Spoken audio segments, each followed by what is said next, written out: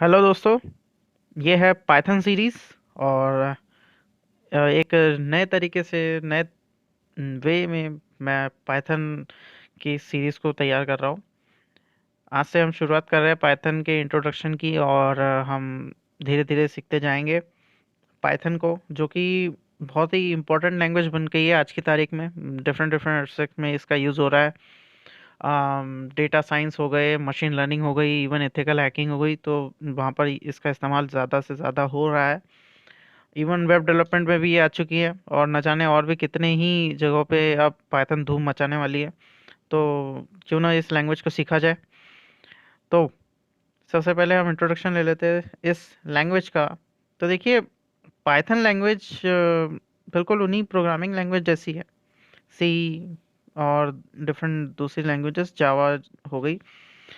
पर बात ऐसी है कि जहाँ दूसरे प्रोग्रामिंग लैंग्वेजेस ज़्यादा फोकस करते हैं फंक्शनल एस्पेक्ट पे, प्रोग्रामिंग के फंक्शनल एस्पेक्ट पे, और आप ज़्यादा ध्यान देते हो कि कैसे उस कोड को राइट कर रहे हो। लेकिन पाइथन जो है वो स्पेसिफिकली ध्यान देता है फंक्शंस पे।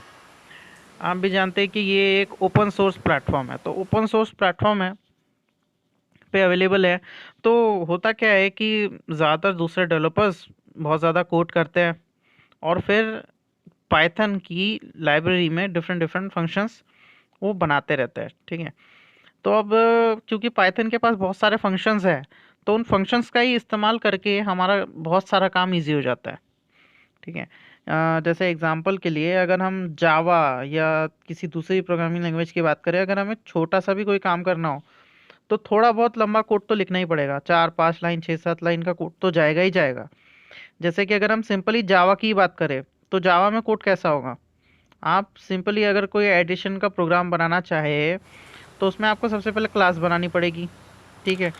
फिर आप क्लास बनाओगे, उसके बाद आप एक तरह से वो सिंटेक्स लिखोगे, पब्लिक स्टैटिक वॉइड मेन, और फिर उसके अंदर स्ट्रिंग आर्गुमेंट, और फिर आप इंटीजर वेरिएबल दोगे ए बी, और फिर उनको वैल्यूज दोगे। और फिर उसके बाद आप लिखोगे system dot out dot print L N.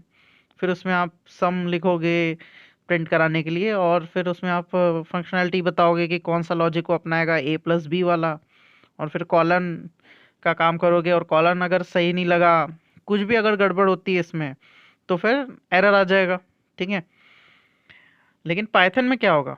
Python में काम बहुत ज़्यादा जल्दी हो जाने वाला है। पाइथन में क्या करना है आपको? पाइथन में इतना लंबा काम नहीं होने वाला है। पाइथन में तो आपको बस वेरिएबल देना है, वेरिएबल की क्या वैल्यू होगी, ए इक्वल टू 2 या बी इक्वल टू 3, जितना भी आपको वैल्यू देनी है। और फिर दैट्स इट। सी को दे दीजिए C equal to A plus B, या फिर सीधे सीधे ए प्लस बी निकाल लीजिए। That's it. आपको सीधे सीधे उसकी वैल्यू मिल जाएगी। बस आपको क्या करना है, प्रिंट सी या फिर प्रिंट ए प्लस बी। ओके। तो यहाँ पे हमारी पाइथन है वो बहुत ही ज़्यादा हमें इजी पड़ती है। ठीक है। पाइथन से बहुत सारे ऐसी कोडिंग है वो हमें कम लाइन में बनाने को मिल जाता है ऑप्शन। ठीक है। तो हमें बहुत ज़्यादा स्ट्रगल नहीं करना पड़ता।